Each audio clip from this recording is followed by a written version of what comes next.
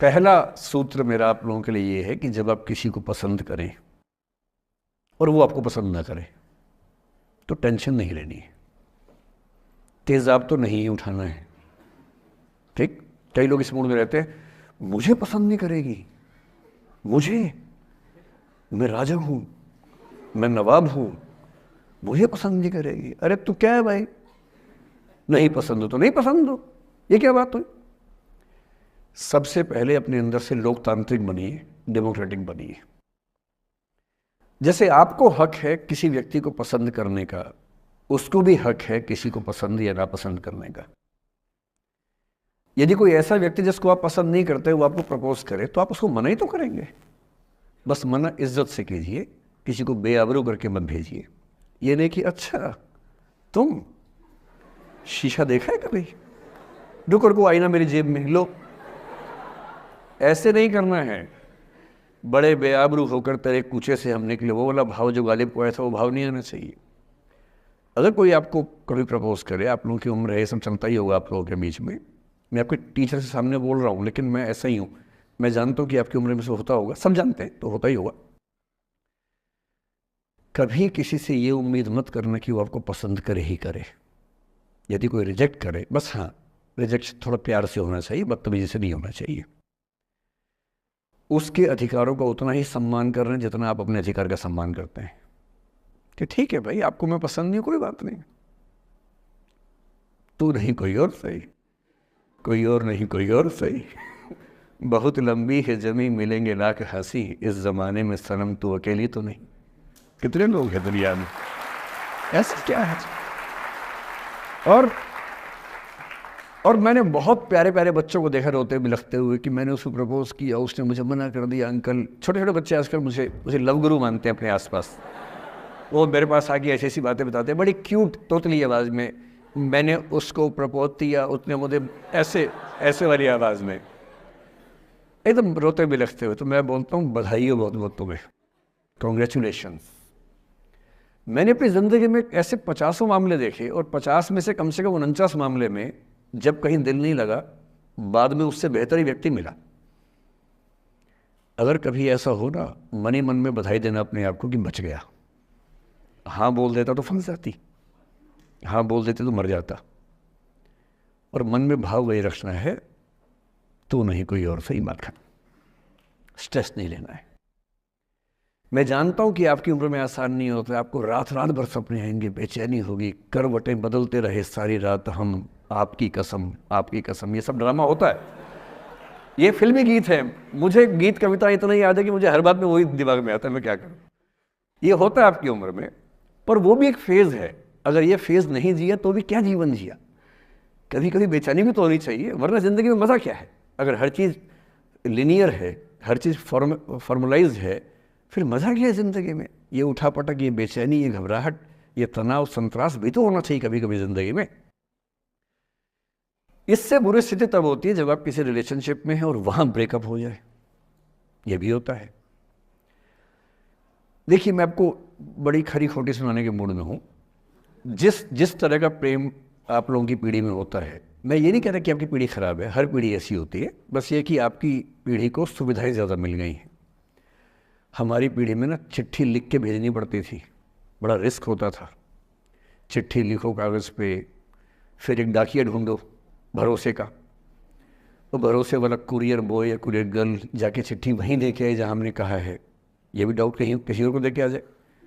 या कबूतर से बात करो, कबूतर जा जा जा, पहले प्यार की पहली चिट्ठी साजन को दिया।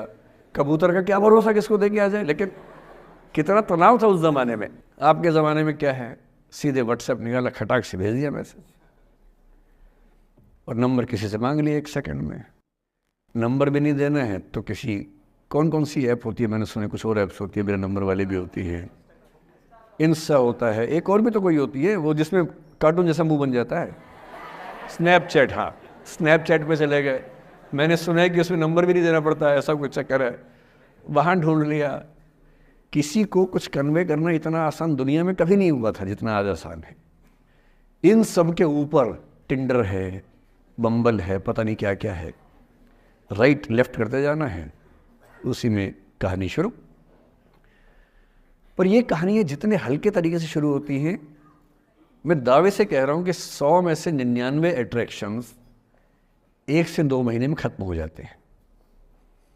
क्योंकि आप जिसके प्रति अट्रैक्टेड थे ना, वो तो उसका बाहर का परसोना था। जहाँ परिचय गहरा होता है, असलियत सामने आ जाती है, और जब असलियत सामने आती है, झेलना बड़ा मुश्किल होता है। आपके सपने टूट जाते हैं। आप जिस छवि पे दीवाने हुए थे, वो छवि तो सिर्फ छवि थी, वो तो इंसान नहीं था वैसा। 99% केसेस में मेरा ख्याल है कि अट्रैक्शन 1-2 महीने में समाप्त होता है। उसके बाद तो एक बोझ है जो आप ढो रहे हैं। कभी कभी होता है कि दोनों का खत्म हुआ तो बात आसान है, कभी कभी किसी एक का खत्म होता है, एक का नहीं होता है, वहाँ मामला मुश्किल हो जाता है। तो ऐसा हो सकता है आपके जीवन में कि दूसरा साथी आपका ये कहे कि भैया देखो, मैं तुम्हारे साथ कुछ महीने से हूँ, पर मुझे अब अच्छा नहीं लग रहा, मैं ब्रेकअप करना चाहता हूँ। मैं आपसे ये निवेदन करूँगा कि ये मान के मत चलना कि उसने आपको धोखा दिया है, क्योंकि बच्चे तुरंत उस मुद्रा में आते हैं, अच्छा अब मैं कुल्हाड़ी उठा लूँगी, अब मैं तेजाब उठा लूँगा, तूने मुझे धोखा दिया है, तूने मुझे चीट किया है, you are a cheat, you are a liar, you are a पता नहीं क्या क्या। पता, इंग्लिश में गालियाँ बड़ी सुंदर देते हैं बच्चे। मैं ये कहना चाह रहा हूँ कि इस बात की संभावना मान के चलिए कि हो सकता है कि आपके साथ 2 महीने रहने के बाद सच में उसको ये लग जाए कि आपके साथ ट्यूनिंग ठीक नहीं है, या आपको लग जाए कि आपकी ट्यूनिंग उस व्यक्ति के साथ ठीक नहीं है। और किसी मुर्दा को अपने पास पकड़ के रखना उसका मज़ा नहीं है। आप किसी को बांध तो लेंगे, पर जब उसका दिल आपके पास है ही नहीं, दिल विहीन लाश अपने पास टिका के रखना, एक मुर्दे को बांध के रखना, इससे बेहतर है जाने दो।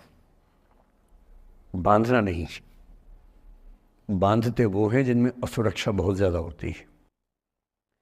उस असुरक्षा से बचने का उपाय खुद को बेहतर बनाना है। आप इतने बेहतर हों कि आपको चाहने के लिए हज़ारों लोग हों। क्यों आप इतना डिपेंडेंट होते हैं कि इस एक व्यक्ति के अलावा मेरा कोई है ही नहीं दुनिया में? ऐसा क्यों सोचना है?